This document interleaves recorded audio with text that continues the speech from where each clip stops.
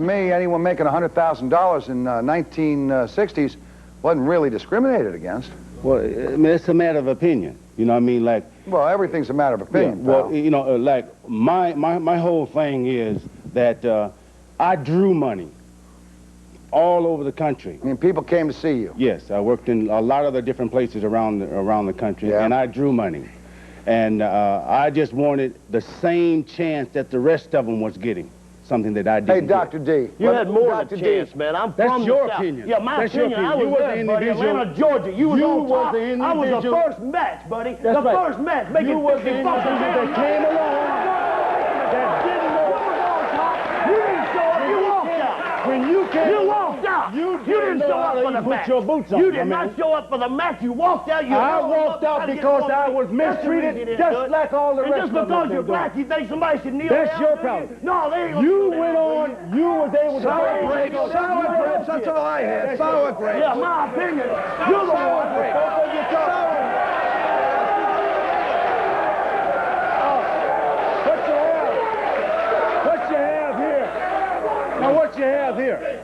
What you have here is, I was the individual. I was all over the country. I drew money. Yes, I walked out. Why did you draw money? Wait a minute. No, I ain't waiting a minute. No, you drew money because they give you the top I walked out. They give you because of individuals they give you just the chance like to be you. world champion, and you blew individuals it, just you blew like it. you. Terry Funk beat you in Atlanta, Georgia, right in the middle of the ring, and you walked take out. on the company's side. Just because you're black, you think somebody owes you something. Nobody owes you nothing. Don't nobody owe me nothing. All I need is a chance, and I would have got it myself. Well, why didn't you do it? Because of an individual just like you. I was on the first match that night, baby, Atlanta, Georgia, 1978. And you walked out. You didn't show up. Why Jim did I walk out? was a promoter. You walked out because you wanted to hold him up for more money. Oh, you was a liar. I didn't want to. No, you're the liar. He's a liar. You've been a liar ever since I knowed you. Just a second, let me hear from him. Why did you walk out?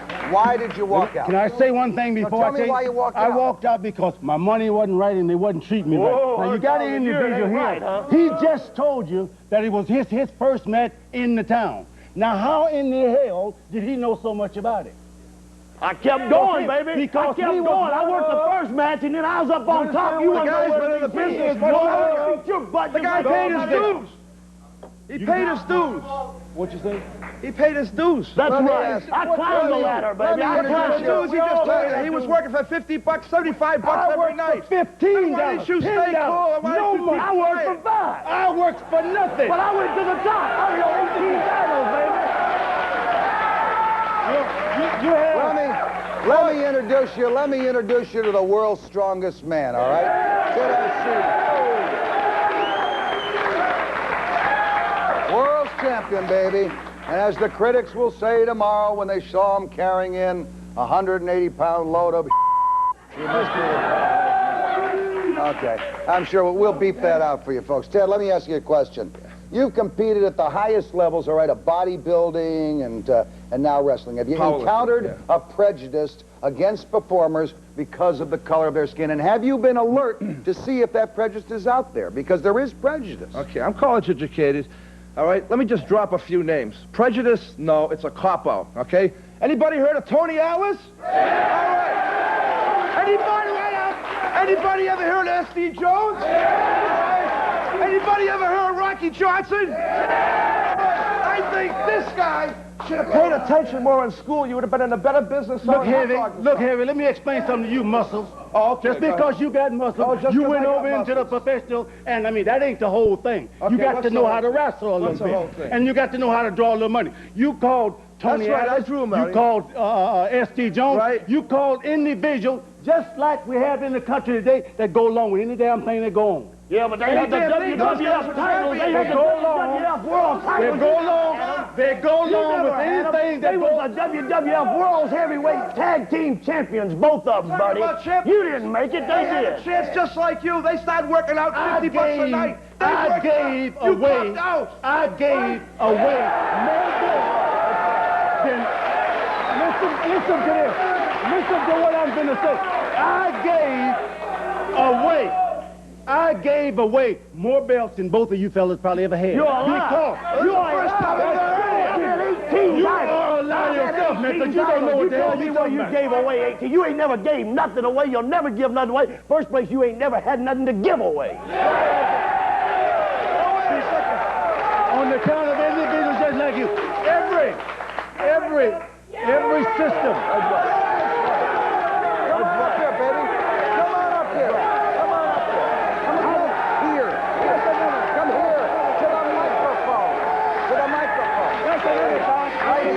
Just a minute. Shut up. Let me say something here. I was in a preliminary match in Greenville, South Carolina, when this man was on top, and he wouldn't even talk to me and the captain.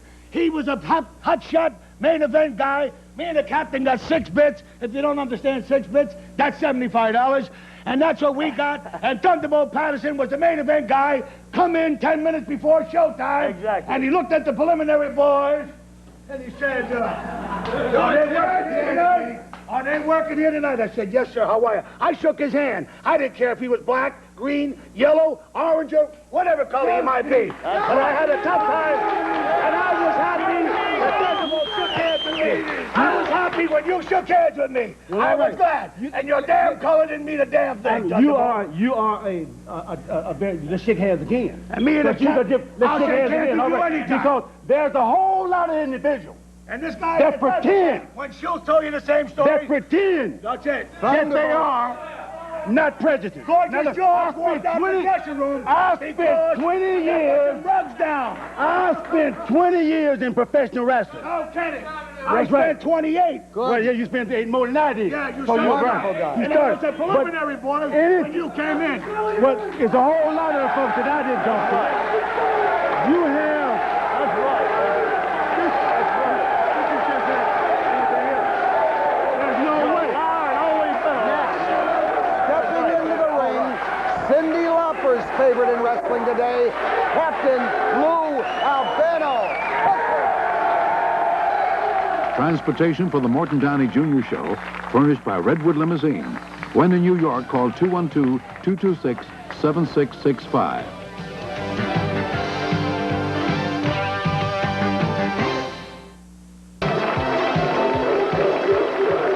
All right.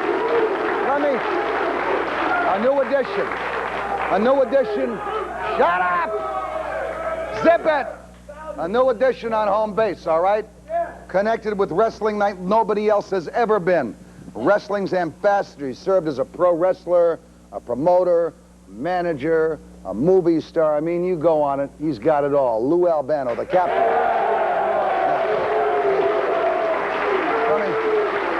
Lou, you've been listening to everything that's been going on in the show. Mr. Wilson here was just applauding you. It means even he has respect well, I'm not for you, for right? his applause. I'm not even looking for. I want to say something more. No, let me ask you something, all right? You identify with professional wrestling as much as anybody in America has been. 1953. Does the discussion we've been having tonight bear any resemblance to the wrestling that you've known? Let me tell you something, Mort. The discussion that's going on here tonight is utterly ridiculous. I've been involved in wrestling since 1953.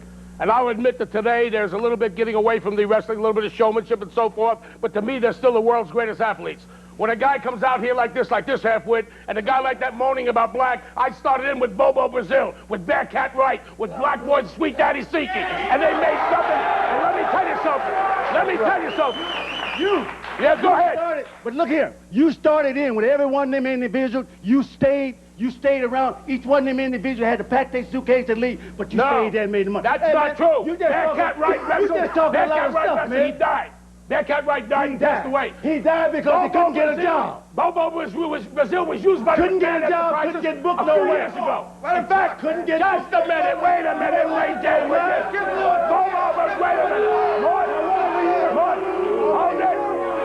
What? Let me answer the question. I want to hear All right, I'm on the board. Just a minute. Bobo Brazil wrestled right here in the Meadowlands in the Old Timers Day a few years ago. Wrestling was good to Bobo. He was one of the favorite guys of Willie Gilzenberg and Vince McMahon. And as far as this half-wit, talking about blades. My wife was sitting out there, and I've been married to her for 34 years. If I were to use an object to cut my face, she'd divorce me tomorrow. Let me tell you this. Anytime I wrestle... She sure as hell wouldn't want that pretty face. Well, you ain't kidding. No. Now, anytime... All right.